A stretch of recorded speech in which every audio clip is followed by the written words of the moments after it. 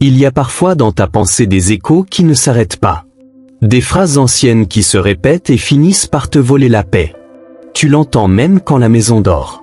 Tu l'entends quand tu souris à table pour ne pas inquiéter. Et si le problème n'était pas dehors?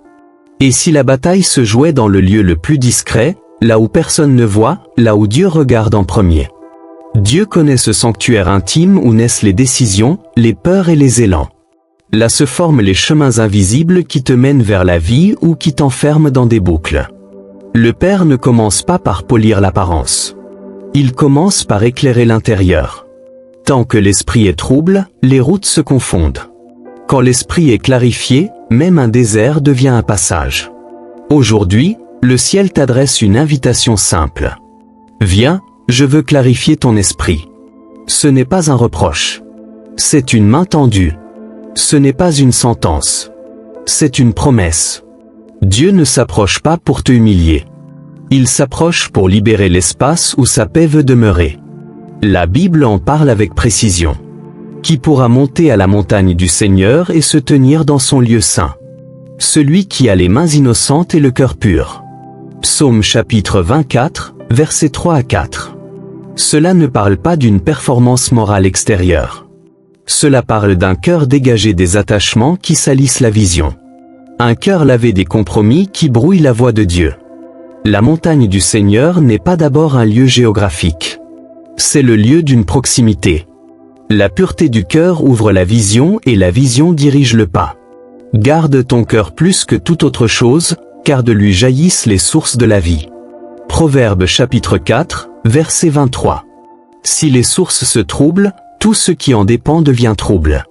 Si les sources se clarifient, tout ce qui en dépend retrouve sa netteté. C'est pourquoi Dieu commence par la source. Il vient au puits intérieur. Il s'assied au bord et il parle. Il montre où la poussière est tombée. Il montre où des racines étrangères ont bu l'eau. Et il dit: je veux rendre cette eau claire. Approchons-nous avec un cœur sincère, dans la plénitude de la foi, les cœurs purifiés d'une mauvaise conscience et le corps lavé d'une eau pure. Hébreux chapitre 10, verset 22. Ce verset n'est pas un décor. C'est une porte ouverte. Il dit que l'on peut s'approcher. Il dit que l'on peut venir tel que l'on est, pour recevoir ce que l'on ne peut pas fabriquer seul. La purification n'est pas un art humain. C'est une œuvre divine accueillie dans l'humilité. Peut-être que tu te reconnais. Les nuits sont lourdes. Les souvenirs remuent. Tu avances avec un poids que personne ne soupçonne. Tu as essayé de t'occuper, de t'engager, de te distraire, mais au réveil la même lourdeur revient. Entends ceci. Dieu veut faire plus que t'encourager pour quelques heures. Il veut toucher la racine. Il veut clarifier la source. Quand il le fait, le même visage que tu croises chaque jour devient un terrain de paix. La même maison devient un sanctuaire. Le même travail devient une mission. L'extérieur n'a pas changé.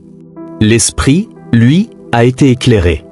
Pour cela, le Seigneur travaille avec douceur et précision.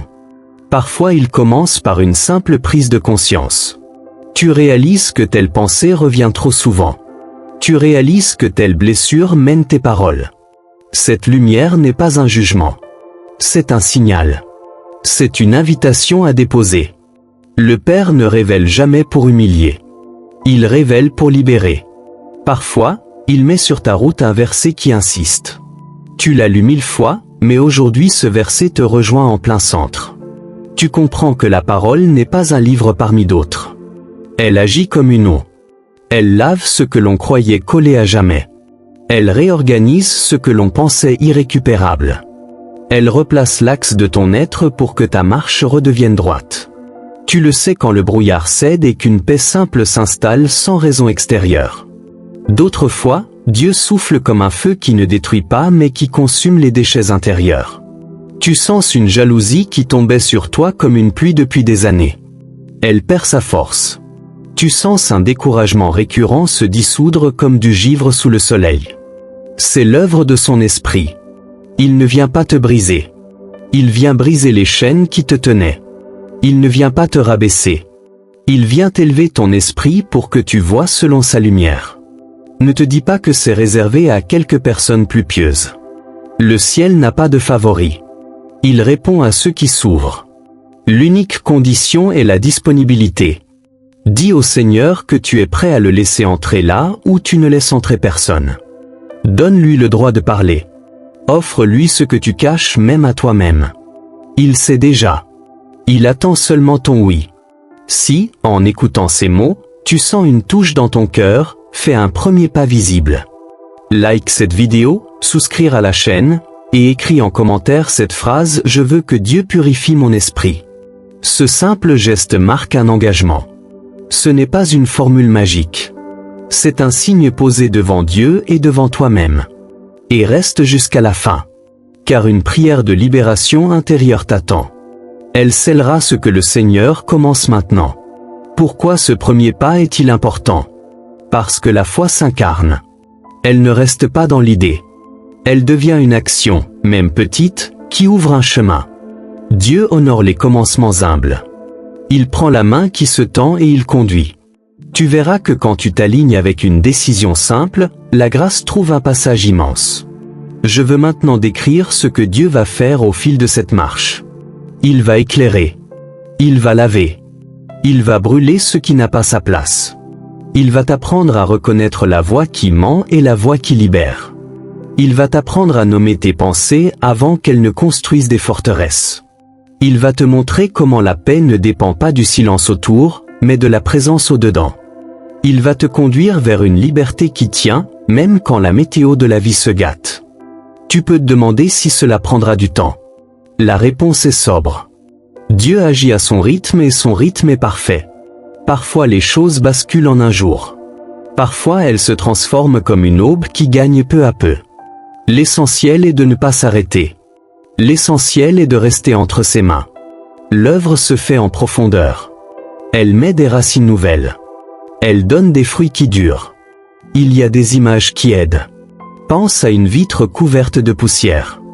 À travers elle, tu crois que le monde est gris. Tu t'y es habitué. Un matin, tu la nettoies. Tu découvres que la lumière était là depuis le début. Rien dehors n'a changé. Ce qui a changé, c'est la transparence du verre. La purification de l'esprit ressemble à cela. Dieu ne réinvente pas ton histoire. Il enlève ce qui empêchait la lumière de la traverser. Pense à un instrument de musique déréglé. Les mélodies sont justes dans la partition, mais l'instrument les rend fausses. Il suffit d'un accordage patient pour que la même partition devienne harmonieuse. Ton esprit est cet instrument. La parole est la note de référence. L'Esprit de Dieu est le maître qui accorde. Une fois accordé, tout ce que tu fais résonne différemment. Pense à une source que l'on a couverte d'un couvercle par peur qu'elle déborde. Tu as mis ce couvercle le jour où l'on s'est moqué de toi, ou le jour où tu n'as pas été cru, ou le jour où tu t'es juré de ne plus jamais pleurer. Ce couvercle retient l'eau et la rend stagnante. Dieu ne vient pas casser la source. Il vient retirer le couvercle. Il rend à l'eau son cours. Et tu découvres que ce qui te faisait peur était en réalité la vie en toi. Voici ce que tu peux lui dire dès maintenant. Seigneur, j'ouvre la porte. Je désire ta lumière dans ma pensée. Je te donne mes peurs, mes colères retenues, mes conclusions trop rapides. Viens ajuster mon regard. Viens nettoyer les vitres. Viens accorder l'instrument. Viens retirer les couvercles. Je veux vivre selon ta paix. Et voici comment reconnaître que l'œuvre commence. La culpabilité lourde cède la place à une conviction douce. Tu sens un élan pour demander pardon quand tu aurais justifié ton tort la veille. Tu sens que tu peux refuser une pensée sombre sans te battre pendant des heures. Tu sens que ta parole devient plus lente et plus vraie. Ces signes sont modestes mais réels. Ils indiquent que le royaume gagne du terrain en toi. N'oublie pas que la pureté n'est pas une stérilité. La pureté est une clarté. Elle n'enlève pas la couleur de la vie. Elle enlève le voile. Elle ne t'enferme pas dans un couloir étroit. Elle t'ouvre de larges espaces. La Bible le dit pour celui qui aime la loi du Seigneur. Je marcherai au large, car j'ai recherché tes préceptes. Psaume chapitre 119, verset 45. Quand l'esprit est clarifié, la vie ne se rétrécit pas. Elle respire. Elle s'élargit. Il faut aussi accepter que Dieu nomme des choses que tu ne nommes plus. Il mettra en lumière une jalousie polie que tu appelais prudence. Il te montrera une peur déguisée en sagesse. Il te révélera une fatigue qui vient d'une dépendance affective et non d'un excès de service. Quand ces dévoilements arrivent, ne te raidis pas. Offre-les lui. La honte voudra parler. Fais taire la honte en levant les yeux vers la croix. Là, tout a déjà été payé. Là, la porte reste ouverte. Là, la grâce n'épuise jamais son nom. Je veux t'encourager à poser un acte dès ce soir. Prends quelques minutes, assieds-toi en silence, respire tranquillement, puis répète au-dedans de toi ces mots simples. Seigneur, clarifie mon esprit. Répète-le lentement, comme on laisse une huile pénétrer le bois sec. Reste là quelques instants. Si une pensée remonte, dépose-la. Si un souvenir se présente, regarde-le avec Dieu, non pas seul. Tu es en sécurité. Tu es à l'abri. Tu n'es pas jugé. Tu es accompagné. Sache que d'autres ont fait ce chemin avant toi. Un roi qui avait tout a dit. Crée en moi un cœur pur, renouvelle en moi un esprit bien disposé. Il a trouvé grâce, car il s'est tourné vers la source au lieu de maquiller la façade. Un homme de Dieu, pourtant consacré, a confessé des lèvres impures et a reçu un feu qui purifie. Des femmes et des hommes ordinaires ont accepté d'ouvrir des portes fermées par l'enfance ou par les coups de la vie. Tous ont vu Dieu agir. Tous ont reçu une paix qui ne ressemblait pas à une émotion passagère, mais à une présence stable. Dans les prochaines sections, nous avancerons étape après étape. Nous verrons la lumière qui révèle sans écraser. Nous verrons la parole qui lave. Nous verrons le feu qui libère. Puis nous apprendrons comment la repentance, le pardon et l'humilité laissent la grâce circuler en nous. Nous comprendrons comment le désert et le silence deviennent une salle d'opération. Nous verrons comment l'intelligence se renouvelle et comment la vérité, accueillie, affranchit. Enfin, nous irons jusqu'à la source, Jésus, et nous recevrons une prière de libération pour sceller le travail commencé. Avant de poursuivre, reçois ces assurances. Tu n'es pas en retard. Tu n'es pas trop abîmé. Tu n'es pas trop compliqué pour Dieu. Le Seigneur n'est pas fatigué de toi. Il est patient. Il connaît l'ordre des pierres à retirer. Il sait où appuyer sans te briser. Il sait quand parler et quand se taire pour laisser l'œuvre se faire. Son but n'est pas de t'avoir en main comme une marionnette. Son but est de te rendre libre. Une liberté qui aime le bien sans se forcer. Une liberté qui sait dire non sans haine. Une liberté qui choisit la vérité même quand personne ne regarde. Reviens une seconde sur le premier appel. Pose l'acte qui t'engage. Like cette vidéo, souscrire à la chaîne, et écris en commentaire cette phrase « Je veux que Dieu purifie mon esprit ». Cet acte est simple. Il est symbolique. Il t'aide à ne pas remettre à demain. Il marque ce jour comme un commencement. Il rappelle à ton cœur que tu as répondu à la convocation du ciel. Je prie déjà pour toi pendant que tu écoutes. Que la lumière du Seigneur entre dans la pièce intérieure. Qu'elle dévoile avec douceur. Qu'elle nettoie avec puissance. Qu'elle renouvelle ce qui était lassé. Qu'elle délie ce qui était serré. Que ton esprit respire à nouveau comme après la pluie.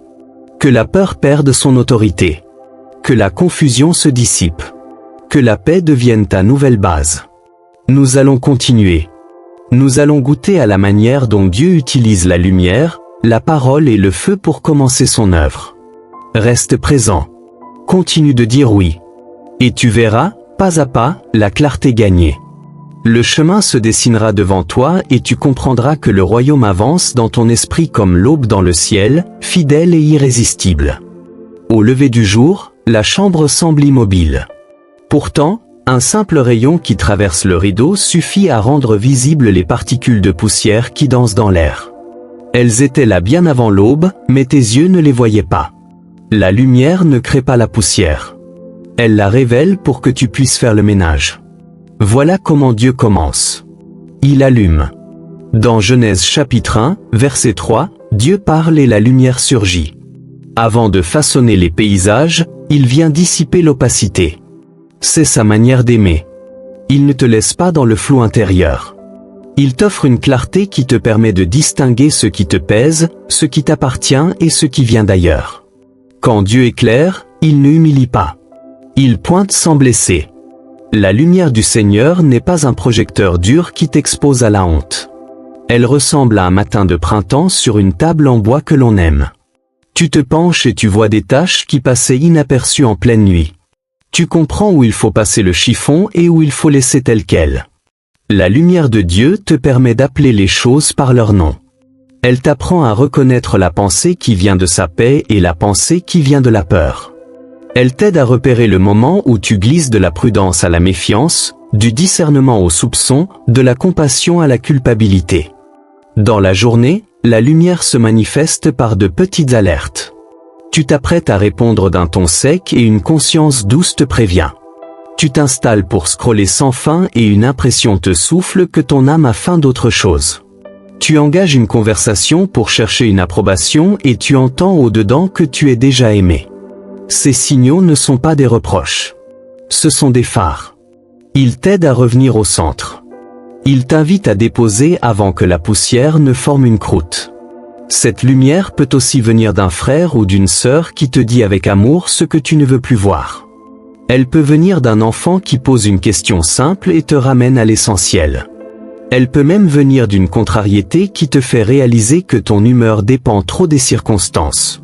Quand la lumière te visite, ne t'agite pas. Accueille-la. Dis au Seigneur que tu veux regarder avec lui et non contre lui. Tu verras alors que la peur de voir s'efface et que la clarté apporte un soulagement inattendu. Tu n'as plus à jouer un rôle pour toi-même. Tu peux respirer. La lumière ouvre le chantier, mais elle ne lave pas. Pour cela Dieu emploie un autre moyen. Sa parole agit comme une eau vive qui pénètre les couches profondes. Il y a des jours où l'âme ressemble à un marcheur couvert de poussière. Les pensées sont lourdes, les émotions collent à la peau, la vision est ternie. L'eau ne négocie pas avec la poussière. Elle l'emporte.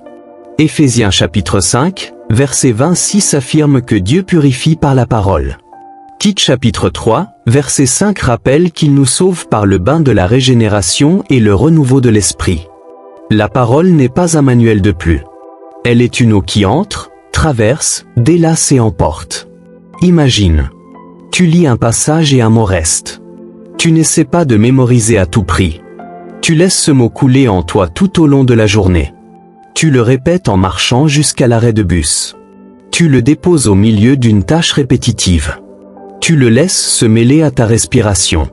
Ce simple geste ouvre un fleuve intérieur. La parole remonte dans l'instant même où tu allais basculer dans la comparaison. Elle revient quand ton sommeil se trouble et qu'une inquiétude veut s'installer. Elle ne crie pas. Elle goûte. Goutte après goutte, elle creuse, détartre, clarifie. D'autres fois, la parole agit comme un bain long. Tu prends un moment silencieux et tu lis lentement un passage complet. Tu t'arrêtes aux virgules. Tu notes une phrase.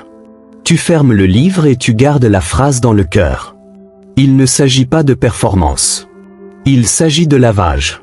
Tu ne sortiras pas de ce bain en sentant que tu as tout compris. Tu sortiras avec une paix plus grande. Tu te surprendras à répondre avec douceur là où tu aurais cédé à l'ironie. Tu ressentiras un espace intérieur pour réfléchir avant de décider. C'est le signe que l'eau a agi. La parole lave aussi les souvenirs figés. Tu repenses à une scène qui a marqué ta jeunesse. Tu la voyais depuis des années avec une seule couleur, celle de la douleur. La parole y insère une autre couleur. Elle te montre que Dieu était présent. Elle te révèle une issue que tu n'avais jamais envisagée. Elle remplace une conclusion définitive par une promesse. Elle ne nie pas ce qui s'est passé. Elle redonne à l'histoire sa perspective, celle où Dieu n'est pas absent. Tu te sens alors capable de pardonner ou de renoncer à te juger. L'eau a ramolli ce qui était dur et a emporté ce qui n'avait plus à rester. La parole écrite devient aussi dialogue. Tu lis et tu réponds. Tu lis et tu poses une question simple. Seigneur, que veux-tu nettoyer aujourd'hui? Cette question attire l'esprit. Elle évite que l'écriture reste théorique. Elle en fait une douche personnelle. Parfois la réponse sera immédiate. Parfois elle viendra plus tard, au milieu d'une conversation, sous la forme d'un souvenir, d'une intuition, d'un désir de réparer. Ne force pas. Laisse l'eau faire son chemin. Il arrive toutefois que certaines impuretés résistent à l'eau. Elles s'accrochent aux parois intérieures. Elles tiennent au caractère. Elles se nourrissent d'habitudes tenaces. Dans ces moments, Dieu envoie le troisième moyen. Le feu. Malachie chapitre 3, versets 2 à 3 présente l'image de l'orfèvre qui s'assied pour affiner l'argent. Il ne jette pas le métal. Il l'expose à une chaleur mesurée. Il reste là, penché, attentif, regard fixé sur la surface en fusion. Il attend le moment où l'impureté remonte et se retire. Il sait que l'ouvrage est prêt quand il voit son visage se refléter dans le métal devenu clair. Le feu de Dieu opère de cette manière. Il ne détruit pas la personne. Il détruit ce qui empêche l'image de Dieu de s'y refléter. Tu le reconnais quand tu entres dans une période où certaines attitudes deviennent intolérables à ton esprit. Tu ne supportes plus la petite critique quotidienne qui était devenue une habitude. Tu ne supportes plus la petite compromission qui ne choquait plus personne. Tu sens une sainte impatience contre ce qui te volait la joie. Ce n'est pas du perfectionnisme. C'est la chaleur de Dieu qui met à nu, puis qui sépare. Le feu peut aussi prendre la forme d'une situation qui te confronte avec douceur. Tu es face à une injustice et tu renonces volontairement à la vengeance. Tu es face à une tentation répétée et tu choisis d'appeler un ami pour la renverser. Tu es face à une accusation et tu décides de rester vrai sans te défendre. Chacune de ces décisions est un degré de chaleur. Tu tiens parce que Dieu te tient. Tu n'es pas seul dans le four. Il y a une présence qui marche avec toi et qui garde ta foi de se consumer. À la fin, tu sors plus léger, plus simple, plus lumineux. Parfois le feu agit dans la prière. Tu ouvres ta bouche et des mots que tu n'avais pas préparés sortent avec force. Tu demandes la coupure nette avec un lien que tu entretenais par peur de perdre. Tu confesses une jalousie devant Dieu avec une honnêteté nouvelle. Tu renonces à une parole prononcée contre toi et tu la remplaces par la parole de vie. Il arrive que tu ressentes physiquement une chaleur ou seulement une assurance paisible. Le signe le plus sûr est le fruit qui suit. Tu marches avec une liberté que tu n'avais jamais connue. L'ancien réflexe ne revient pas. Et s'il tente de revenir, tu le vois de loin et tu le renvoies comme on ferme une porte que l'on connaît bien. La lumière, l'eau, le feu. Ces trois réalités ne se contredisent pas. Elles se complètent. La lumière te montre ce qui doit être traité. L'eau enlève ce qui peut partir sans douleur. Le feu retire ce qui s'est accroché au plus profond. Un jour c'est la lumière qui domine. Un autre jour c'est l'eau. Puis vient une saison de feu. Dieu sait doser. Il ne te plonge pas dans un bain trop chaud. Il ne laisse pas l'ombre gagner sur la pièce. Il ne te prive pas d'eau quand tu as soif. Il conduit avec sagesse pour te préserver et te transformer. Pour entrer dans ce mouvement, commence par accueillir la lumière sans fuite. Quand une pensée est révélée, dis simplement que tu l'as vue. Ne te justifie pas. Note-la si besoin pour la présenter à Dieu plus tard dans la journée. Cette attitude retire à l'ennemi son arme préférée, qui est la confusion. Ensuite, expose-toi à l'eau de la parole avec régularité. Lis peu mais vrai. Lis lentement. Garde un verset proche du cœur. Laisse-le ruisseler sur tes souvenirs et sur tes peurs. Enfin, n'aie pas peur des moments de feu. Ils ne durent pas toujours. Ils sont mesurés. Ils produisent une liberté qui n'a pas de prix. Dans une maison, on nettoie différemment la vitre, le sol et la plaque en fonte. La vitre réclame un chiffon doux et un peu de lumière. Le sol réclame de l'eau claire. La plaque en fonte réclame la chaleur du feu pour détacher ce qui a cramé. Il en est ainsi de ton être intérieur. Certaines zones se nettoient à la lumière d'une conversation franche. D'autres ont besoin d'un bain de paroles répétées. D'autres enfin nécessitent une confrontation aimante et ferme. L'Esprit Saint est le bon gestionnaire de ce ménage. Il ne mélange pas les produits. Il n'oublie pas une pièce au fond du couloir. Il revient jusqu'à ce que la maison devienne habitable par la paix. N'oublie pas que cette purification n'a pas pour but de t'obséder par toi-même. Elle vise la communion. Elle vise la disponibilité. Quand la lumière a fait son œuvre, tu vois Dieu plus clairement dans les petites choses. Quand l'eau a lavé, ta parole ressemble davantage à la sienne. Quand le feu a affiné, tu deviens un lieu sûr pour les autres. Ils se sentent accueillis, non jugés. Tu deviens un abri, non parce que tu as tout compris, mais parce que tu laisses Dieu refléter son visage à travers toi. Si tu te demandes comment coopérer très concrètement dès aujourd'hui, prends quelques minutes pour ouvrir les rideaux avec Dieu. Demande-lui de te montrer un point précis à la lumière de ce jour. Écris une phrase claire. Ensuite, choisis un passage court pour le bain de la parole. Lis-le à haute voix, doucement, jusqu'à ce que la paix s'installe. Enfin, si tu sens qu'un point résiste, offre-le au feu du Seigneur. Dis-lui que tu acceptes son travail d'orfèvre. Engage-toi dans un geste qui appuie cette prière. Envoie un message d'excuse. Coupe un accès qui t'entraîne. Demande l'aide d'un frère. Ces gestes sont de petites flammes qui répondent au brasier de Dieu. Souviens-toi surtout de ceci. La lumière de Dieu n'écrase pas. Elle oriente. L'eau de la parole ne noie pas.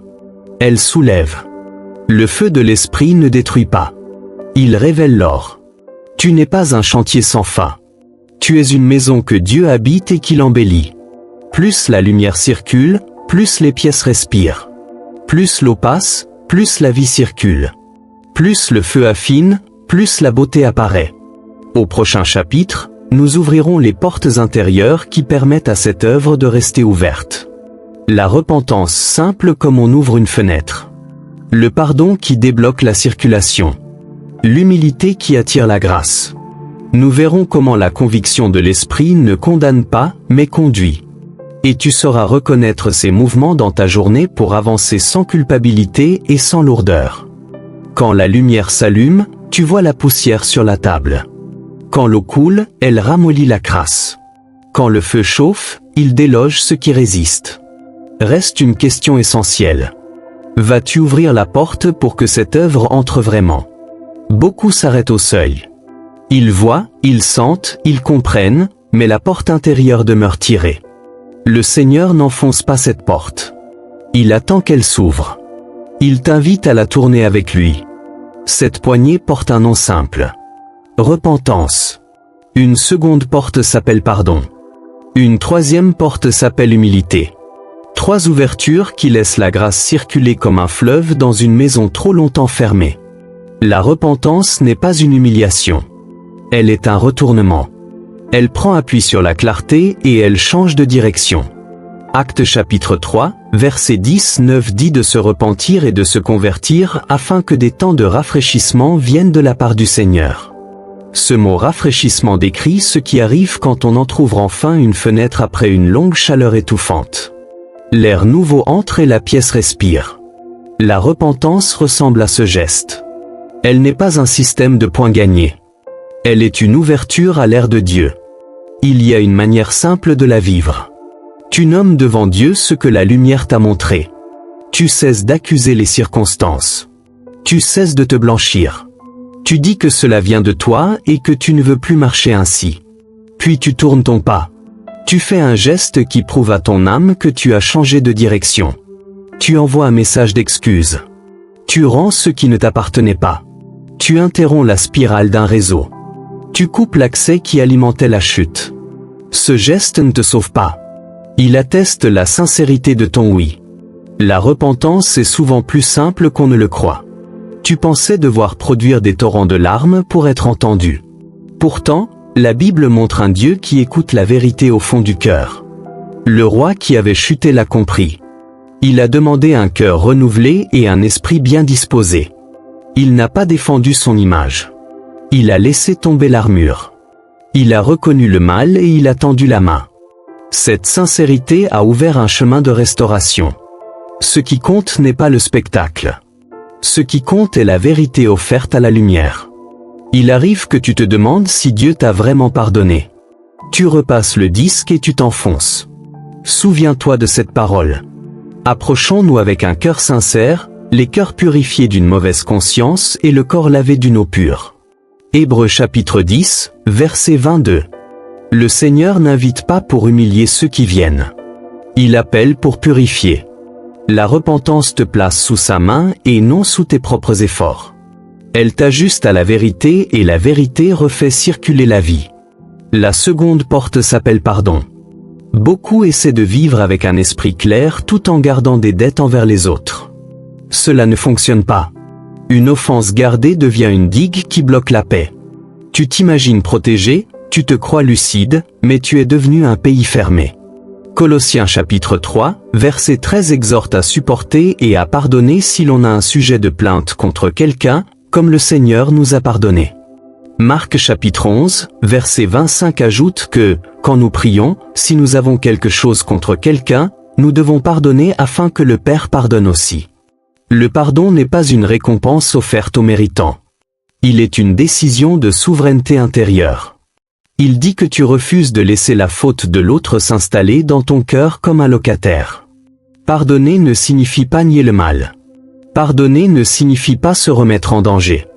Pardonner n'efface pas la justice quand elle est nécessaire. Pardonner libère l'âme de ce qui la tenait. La haine est un poids. Le ressentiment est une chaîne. La vengeance rêvée la nuit est un poison lent. Tu ne peux pas porter cela et marcher léger. Le pardon ne change pas toujours l'autre. Il change ton esprit.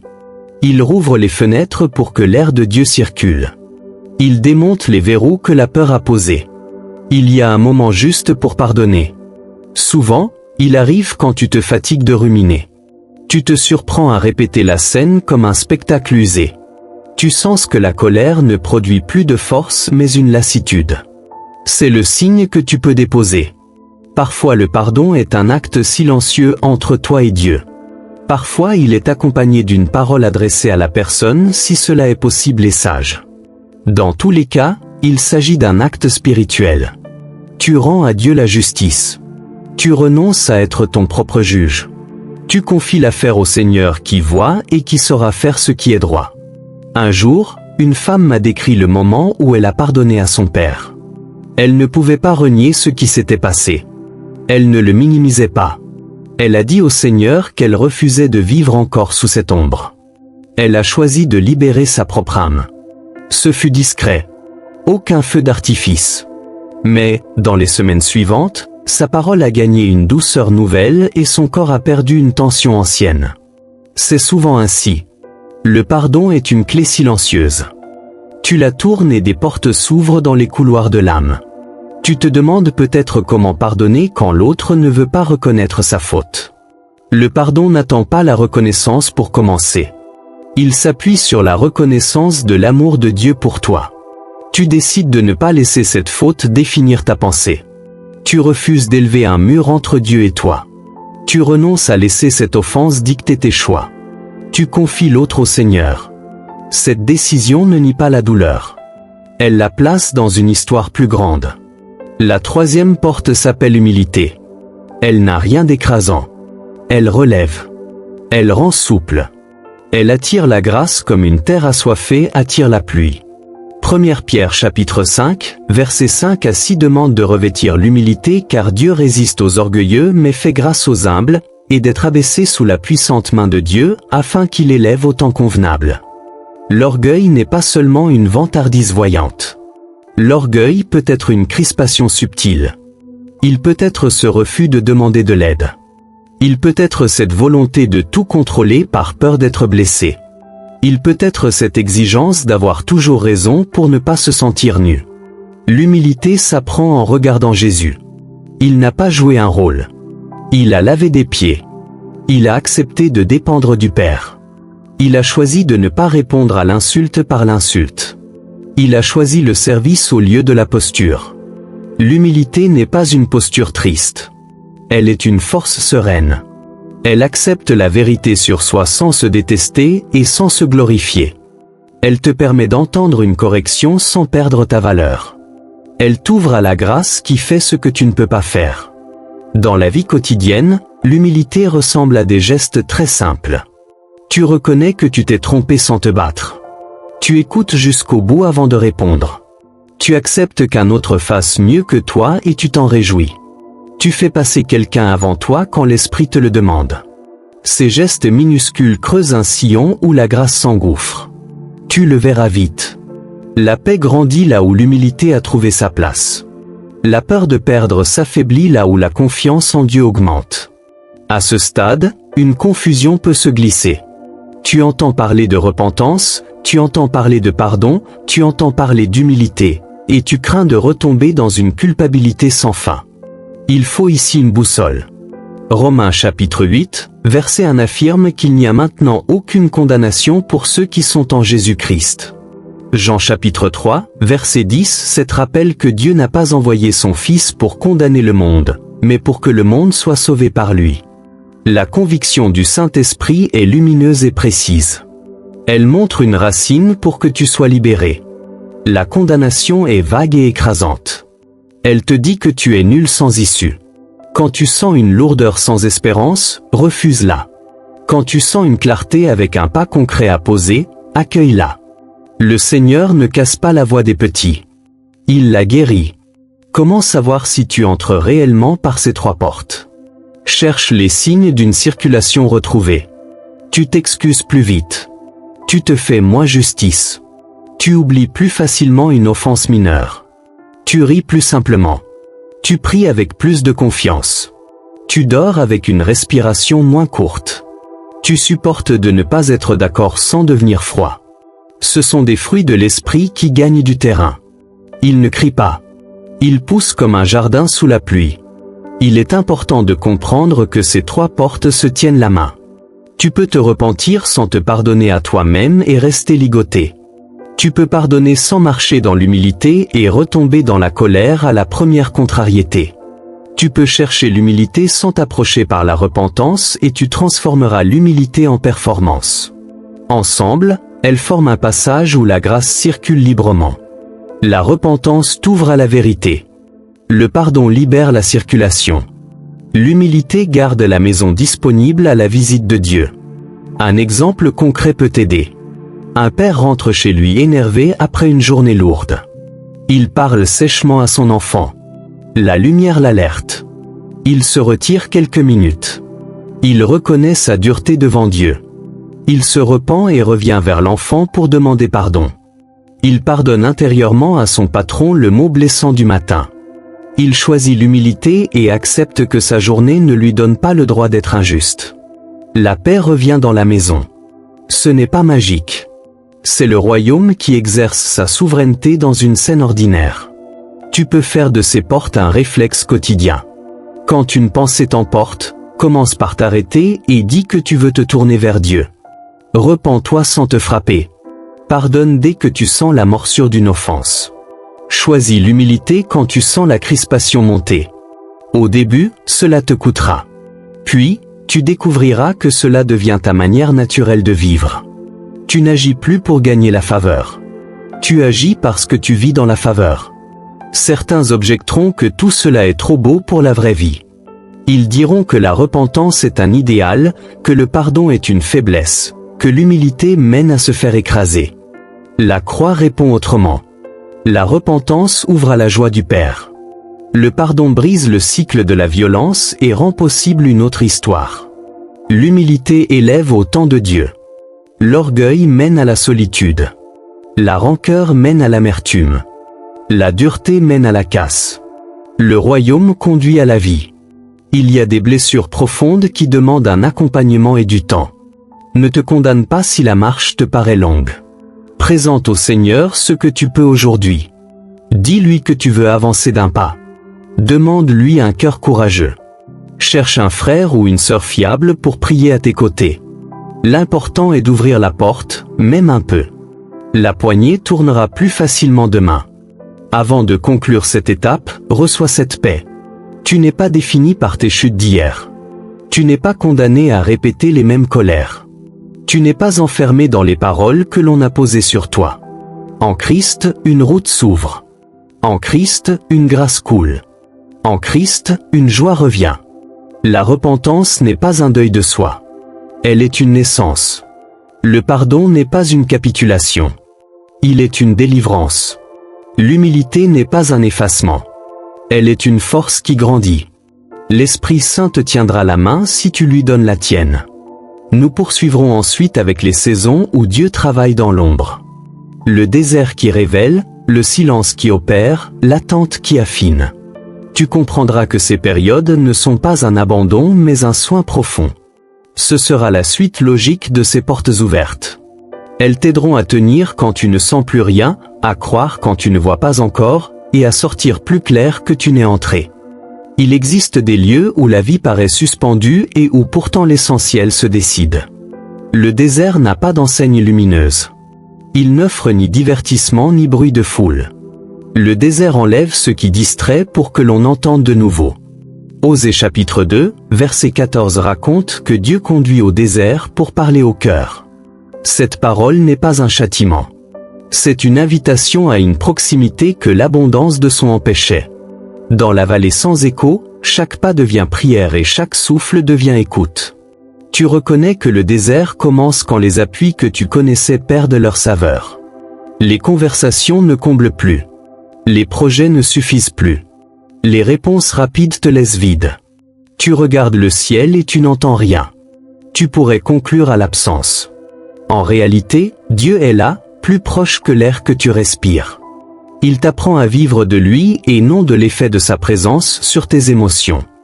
Il t'ancre plus profondément.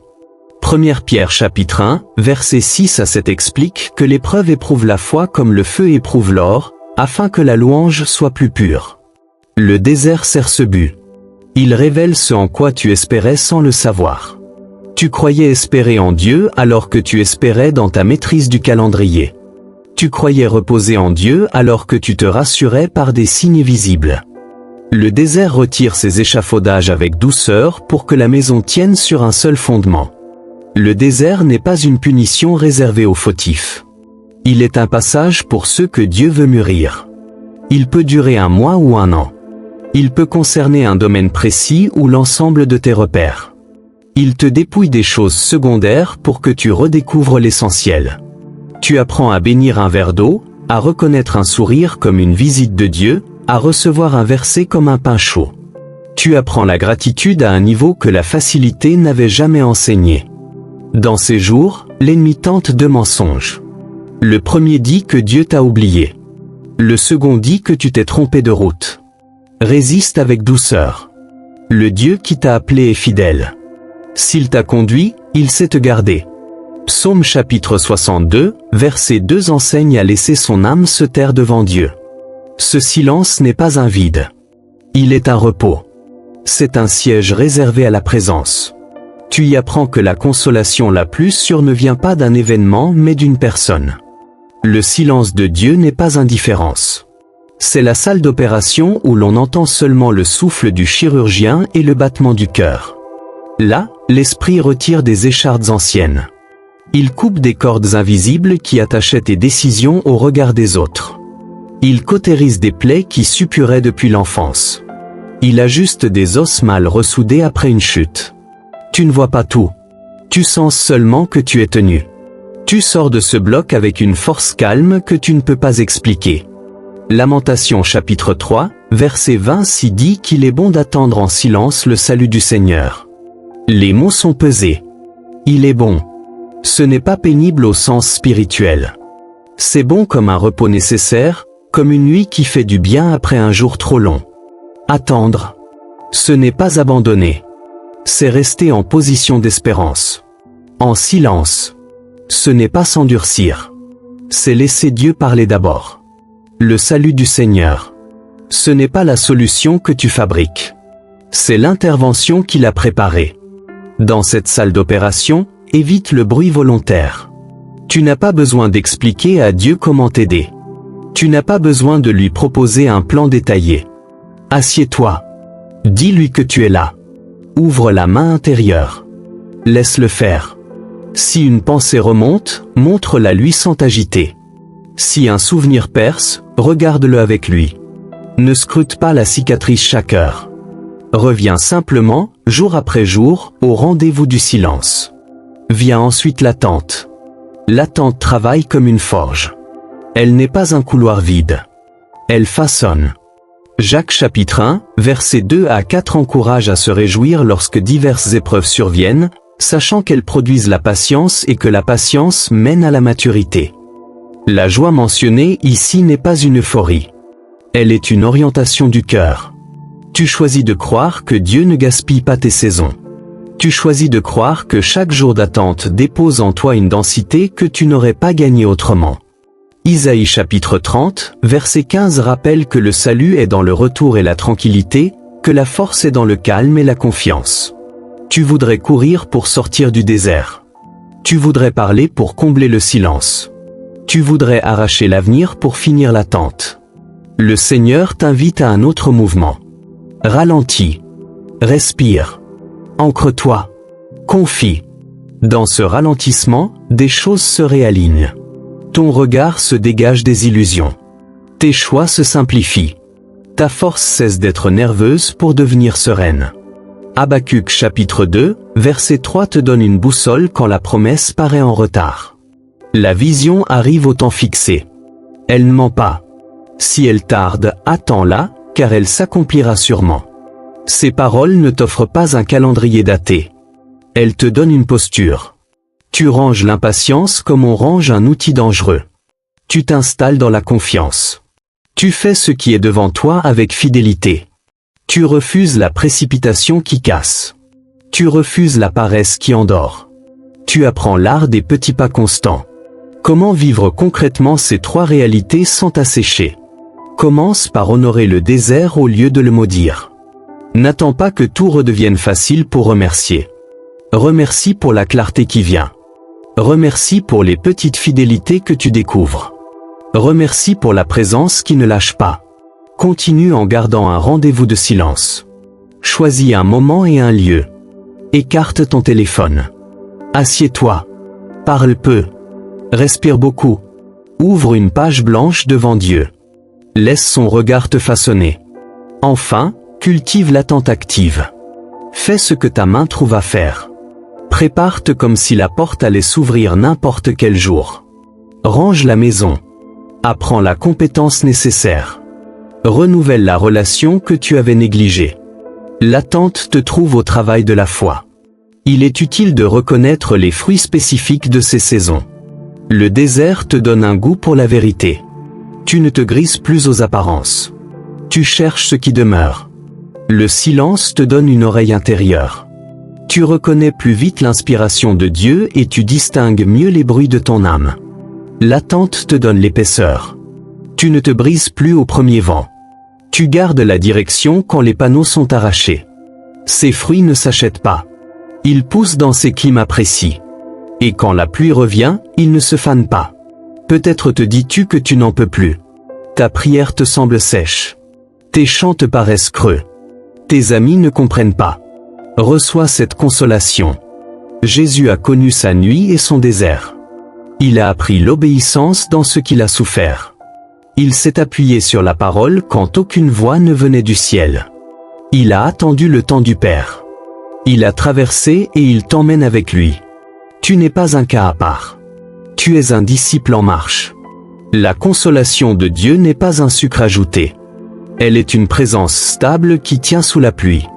Dans la vie quotidienne, ces saisons ressemblent à des gestes très simples. Une mère qui continue de bénir en rangeant la cuisine alors que le cœur est fatigué. Un étudiant qui arrête de se comparer et qui révise avec fidélité au lieu de paniquer. Un artisan qui recommence à neuf après une perte et qui choisit de travailler droit sans chercher un raccourci trouble. Aucune de ces scènes n'a l'air héroïque. Elles sont pourtant le théâtre de la sainteté ordinaire. Dieu s'y plaît. Il y grandit de belles choses. Il faut aussi parler de la tentation qui rôde dans ces lieux. Quand le désert dure, l'ennemi propose des mirages. Il t'offre une eau rapide qui laisse plus vide. Il te propose une distraction qui ressemble à un repos mais qui épuise davantage. Il te susurre de reprendre le contrôle en forçant une porte. Rappelle-toi alors de la fidélité du Seigneur. S'il ferme, il garde. S'il tarde, il prépare. S'il se tait, il travaille. La paix vient quand tu refuses de confondre l'urgence de ton âme et le calendrier de Dieu. Tu peux établir des repères pour ne pas te perdre. Garde une phrase d'allégeance. Seigneur, je reste avec toi. Dis-la au réveil et au coucher. Garde un psaume qui te tient. Psaume chapitre 62, verset 2 ou psaume chapitre 13, verset 1 à 6 selon ta saison. Laisse ces paroles t'habiter comme un feu doux. Garde une action de grâce concrète par jour. Écris une chose pour laquelle tu remercies. Garde un service discret. Aide quelqu'un sans le dire à personne. Ces repères sont déjà longs. Ils t'empêchent de dériver. Quand la saison change, tu le sauras. La même parole qui te demandait d'attendre te demandera de te lever. La même paix qui t'invitait au silence te poussera à parler. La même humilité qui t'apprenait à renoncer te demandera d'oser. N'aie pas peur de ce basculement. Les racines posées dans le désert supporteront le fruit. Elles garderont la sève quand le vent montera. Tu comprendras alors que tu n'as pas perdu du temps. Tu as gagné une stature. Tu as appris à marcher avec Dieu sans béquille. Nous ne pouvons pas quitter cette section sans une prière simple. Seigneur, pour mon frère et pour ma sœur qui traversent une vallée sèche, je demande une grâce de stabilité. Donne-leur le courage de ne pas confondre ton silence et ton absence. Donne-leur la patience de ne pas confondre ton temps et leur urgence. Donne-leur la joie de reconnaître tes petites visites au milieu des jours ordinaires. Et que leur foi éprouvée brille comme l'or au temps fixé. Cette école dans l'ombre prépare la prochaine étape. Dieu ne fait pas que soutenir dans le désert. Il reprogramme l'intérieur. Il renouvelle l'intelligence. Il remplace des schémas usés par la pensée du Christ. Il t'apprend à recevoir la vérité et à la laisser t'affranchir. Il transforme le brisement en fécondité. Nous allons entrer dans ce cœur du chantier. Là où les pensées se recodent, où la parole devient une clé, et où l'homme intérieur se fortifie jour après jour. Nous avons traversé le seuil et parcouru les pièces. La lumière a révélé, la parole a lavé, le feu a affiné. Les portes de la repentance, du pardon et de l'humilité se sont ouvertes. Le désert, le silence et l'attente ont sculpté une force paisible. À présent, il ne s'agit plus seulement de comprendre. Il s'agit de vivre. La purification ne reste pas un moment unique. Elle devient un souffle régulier, un rythme qui installe la paix comme une garde aimante sur ton esprit. Colossiens chapitre 3, verset 15 parle d'une paix qui règne dans le cœur comme un arbitre discret.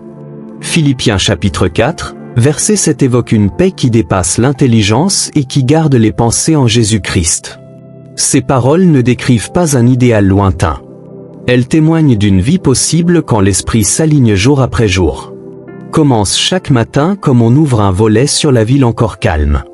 Assieds-toi simplement et dis au Seigneur que tu lui offres ton esprit. Présente-lui ce qui te traverse à la première heure. Il n'attend pas des discours. Il attend la vérité nue. Si un souci paraît plus grand que toi, dépose-le avant de t'habiller. Si une joie pointe, remercie avant de courir. Cette première offrande donne le ton. Elle place ta journée sous une lumière qui empêchera le brouillard de s'installer. Hébreux chapitre 10, verset 22 t'invite à t'approcher avec un cœur sincère, les cœurs purifiés d'une mauvaise conscience. Ce pas humble suffit pour que la grâce s'écoule. Laisse ensuite la parole te laver comme on se passe l'eau sur le visage. Choisis une phrase simple et laisse-la descendre. Ne te soucie pas de faire beaucoup. Cherche à faire vrai. Par exemple, si tu gardes Éphésiens chapitre 1, verset 7, tu te rappelles que le rachat et le pardon se trouvent en Jésus. Tu ne passes pas une journée à te débattre avec ta culpabilité. Tu te plantes dans une vérité plus solide que tes ressentis. Si tu choisis 1 Jean chapitre 1, verset 7, tu te rappelles que marcher dans la lumière t'unit à Dieu et aux frères, et que le sang de Jésus purifie. Tu t'éloignes ainsi des ombres et tu reviens dans la clarté où les liens se desserrent. Garde un réflexe quand une offense surgit. Pardonne vite. Cela ne nie pas la douleur. Cela empêche la douleur de faire son nid. Dire à Dieu que tu refuses d'entretenir cette dette libère un passage à l'intérieur. En même temps, tiens ferme un moment de silence quotidien. 5 minutes suffisent pour laisser la poussière retomber. Tu t'assieds, tu respires, tu reconnais la présence qui habite la pièce intérieure. Ce silence n'est pas un luxe. C'est un soin. Le bruit extérieur salit l'intérieur. Le silence le clarifie. Ajoute un dernier geste discret. Confesse tôt ce qui menace de s'installer. Quand la jalousie se présente, nomme-la avant qu'elle n'écrive ton regard. Quand la peur monte, dépose-la avant qu'elle n'élabore son scénario. Quand la tristesse se fait lourde, apporte-la avant qu'elle ne te coupe des autres. La confession rapide coupe les racines et protège la paix. Tu verras alors qu'un nouvel élan traverse tes journées. Les mêmes scènes changent de couleur. Les mêmes défis ne te tordent plus. L'esprit se tient plus haut, non par orgueil, mais parce qu'il s'est accoutumé à l'air de Dieu. Je veux maintenant te raconter une histoire venue comme un souffle pendant la prière. Ce n'est pas un conte. C'est une fenêtre ouverte sur ce que Dieu aime faire quand quelqu'un lui livre son esprit. Elle s'appelle grâce. Elle travaille la nuit dans un service où l'on ne choisit pas l'urgence. Un soir, avant de partir, elle s'est assise sur le bord du lit. Elle a dit à Dieu qu'elle n'en pouvait plus de ce bruit intérieur qui ne s'arrêtait jamais. Elle a compris qu'il ne fallait pas seulement tenir. Il fallait être tenu. Alors elle a offert sa fatigue comme on offre un verre d'eau. Elle a pris un verset court et elle l'a gardé dans sa poche de blouse. 1 Jean chapitre 1, verset 7. Si nous marchons dans la lumière, nous sommes en communion et le sang de Jésus purifie. Elle n'a pas cherché à ressentir. Elle a choisi de croire. La nuit a été rude. Un patient a crié, une famille s'est disputée, un chef a pressé. 3 fois, Grâce a reculé dans le couloir pour respirer. Elle a laissé revenir le verset comme une marée. Elle a laissé son esprit se rappeler que la lumière existait aussi au milieu des néons. Au matin, elle a surpris une paix discrète qui ne ressemblait pas à l'euphorie. Elle ressemblait à une assurance de fond. Elle a repris cela chaque jour, comme on reprend une marche. Au bout de quelques semaines, un collègue a remarqué que sa voix ne tremblait plus quand tout s'accélérait. Elle-même a vu qu'une vieille peur s'était éteinte. Elle n'avait pas forcé. Elle avait coopéré. Et la grâce avait fait son œuvre. Un autre soir, une ancienne blessure est revenue sans prévenir. Elle a senti la colère et la tristesse se lever comme une vague. Elle a reconnu le signal. Elle s'est arrêtée. Elle a confessé ce qui montait. Elle a pardonné au lieu de ruminer. Elle a renoncé à se défendre en imagination. Le lendemain, elle a écrit une lettre courte et vraie. Ce fut un feu doux qui a brûlé des ronces anciennes. Elle a pleuré sans honte. Elle a respiré mieux après. La paix n'a pas attendu que l'autre comprenne. Elle est venue parce qu'elle avait rendu à Dieu ce qui lui revenait. Peu à peu, Grâce a découvert qu'elle pouvait prier pour ses patients sans forcer des mots. Elle posait la main sur un drap en silence et elle demandait que la paix du Christ garde les pensées, selon Philippiens chapitre 4, verset 7. Elle ne donnait pas des leçons. Elle déposait une paix. Parfois, un visage se détendait. Parfois, rien ne se voyait. Mais en elle, quelque chose se consolidait. Elle rentrait chez elle avec un esprit plus clair que lorsqu'elle en sortait, alors que la nuit aurait dû l'épuiser. C'est le signe d'une purification profonde. La paix ne dépend plus des circonstances. Elle réside. Cette histoire pourrait être la tienne. Tu n'as pas besoin d'une scène spectaculaire. Tu as besoin d'un oui quotidien. Tu verras des ajustements s'opérer là où tu te croyais condamné à répéter. Tu verras naître un courage doux qui sait dire non sans se raidir. Tu verras revenir une joie modeste qui dure plus qu'une chanson. La vie intérieure cessera d'être un combat de nerfs. Elle deviendra un lieu habité. Et dans ce lieu habité, la pensée du Christ réorganisera tes repères. Éphésiens chapitre 4, verset 23 parle d'un renouvellement dans l'esprit de l'intelligence. Il ne s'agit pas d'un maquillage des comportements. Il s'agit d'un cœur refait à neuf qui produit des gestes nouveaux. Il est essentiel de te rappeler que tout cela a une source. Ce n'est pas ta discipline qui te purifie. Ce n'est pas ta volonté qui te blanchit. C'est Jésus. En lui, tu reçois le pardon qui coupe la racine de la condamnation. En lui, tu reçois le rachat qui te sort de la dette. Éphésiens chapitre 1, verset 7 le proclame avec clarté. En lui, nous avons la rédemption par son sang, le pardon des péchés selon la richesse de sa grâce. Quand tu t'appuies là, tu ne te regardes plus pour te sauver. Tu regardes celui qui t'a déjà ouvert la porte. 1 Jean chapitre 1, verset 7 te reconduit dans la lumière où la purification continue d'agir. C'est pourquoi, au moment où se termine cette marche et où commence la tienne, je te propose une prière de libération intérieure. Installe-toi si tu peux. Respire. Offre au Seigneur ces minutes comme un champ ouvert. Laisse ta voix s'unir à la mienne, même en silence. Et recevons. Seigneur, Père de miséricorde, je viens devant toi pour mon frère et pour ma sœur qui écoutent en ce moment. Tu connais le labyrinthe des pensées et les blessures que personne ne voit. Rien n'est caché à ton regard aimant. Tu sais où la peur a bâti un refuge qui enferme. Tu sais où la honte a dressé un mur. Tu sais où l'orgueil a raidi l'âme par peur de souffrir. Tu sais où la colère a tenu la place du courage et où la tristesse a fermé la bouche de la prière. Je te demande ta lumière maintenant. Qu'elle entre sans violence et qu'elle révèle avec douceur ce qui doit être offert. Qu'elle montre sans écraser. Qu'elle oriente sans humilier. Qu'elle fasse reculer la confusion et qu'elle donne un nom aux choses. Je te demande ensuite l'eau vive de ta parole. Qu'elle lave la mémoire. Qu'elle emporte les détritus de la culpabilité. Qu'elle rince les vieilles conclusions qui condamnaient l'avenir. Qu'elle délace le cœur et qu'elle redonne de la souplesse à la pensée. Qu'elle pénètre les plis et qu'elle fasse briller ce que tu as créé. Là où il y a eu des mots durs entendus trop tôt, qu'elle remplace ces mots par ta vérité. Là où il y a eu des promesses brisées, qu'elle rappelle ta fidélité. Là où il y a eu une nuit trop longue, qu'elle prépare l'aube. Je te demande enfin le feu de ton esprit. Non pour détruire, mais pour affiner. Qu'il consume les attaches invisibles avec le mensonge. Qu'il brûle les chaînes de dépendance. Qu'il démantèle les forteresses qui se sont élevées contre la connaissance de ton cœur. Qu'il remonte à la surface les scories et qu'il les enlève. Et qu'au milieu de ce feu, tu te penches comme l'orfèvre qui surveille son ouvrage jusqu'à voir son visage se refléter. Qu'il y ait des renoncements paisibles à des habitudes anciennes. Et qu'il y ait une onction de paix qui descende comme une couverture légère. Seigneur, je parle maintenant à la peur et je lui retire son droit. Tu n'auras plus la première parole. Je parle à la honte et je lui demande de se taire dans le nom de Jésus. Je parle à la confusion et je lui ordonne de céder devant la vérité du Christ. Je bénis l'esprit de mon frère et de ma sœur. Qu'il se relève. Qu'il se clarifie. Qu'il se tienne au large. Je bénis l'intelligence. Qu'elle se renouvelle. Qu'elle apprenne la voie du bon berger et qu'elle refuse l'étranger. Je bénis le cœur. Qu'il se laisse aimer.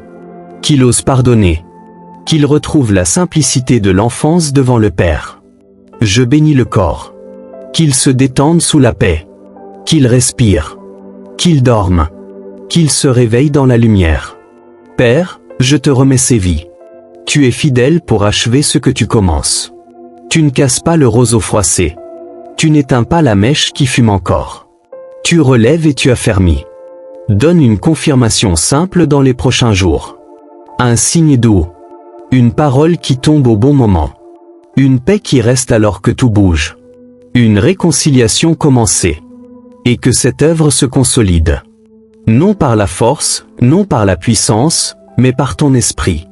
À toi qui écoutes, reçois maintenant. Prends une inspiration lente et offre ce souffle au Seigneur. Dis-lui en ton cœur que tu te rends disponible. Dis-lui que tu veux marcher dans la lumière. Dis-lui que tu veux garder ton esprit ouvert à sa paix. Demande-lui un compagnon de route fiable. Demande-lui d'écrire sa vérité plus fort que la vieille bande sonore. Si cette prière t'a rejoint, fais un pas visible pour sceller ce moment. Écris Amen en commentaire et partage en une phrase ce que Dieu a commencé à faire en toi aujourd'hui. Ton témoignage peut réchauffer un cœur qui se cachait. N'oublie pas, like cette vidéo, souscrire à la chaîne et partage ce message avec une personne qui en a besoin. Il y a autour de toi des vies que Dieu veut toucher à travers la tienne. Ce n'est pas un épilogue. C'est un départ. Le royaume s'enracine dans ta pensée. La paix devient ta maison. La vérité devient ton axe. L'amour devient ta force. Avant de fermer ce chapitre, reçois cette bénédiction. Que la lumière du Seigneur t'accompagne à ton réveil. Qu'elle te précède dans ta journée. Qu'elle te suive quand tu te couches.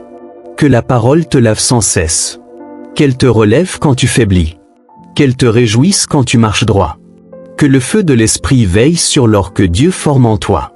Qu'il garde ton cœur du découragement et qu'il t'enseigne la patience.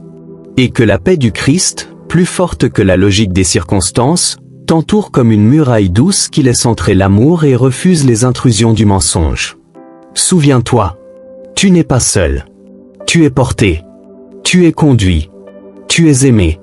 Et ce que Dieu a semé aujourd'hui, rien ne pourra l'arracher si tu demeures près de lui. Marche, respire, avance. L'Esprit de Dieu purifie ton esprit et t'ouvre le chemin. Là où d'autres ne voient que le chaos, tu verras sa main. Là où d'autres se perdent, tu garderas la direction. Là où d'autres s'endurcissent, tu resteras tendre et fort. C'est la signature de sa présence. Et cette signature restera.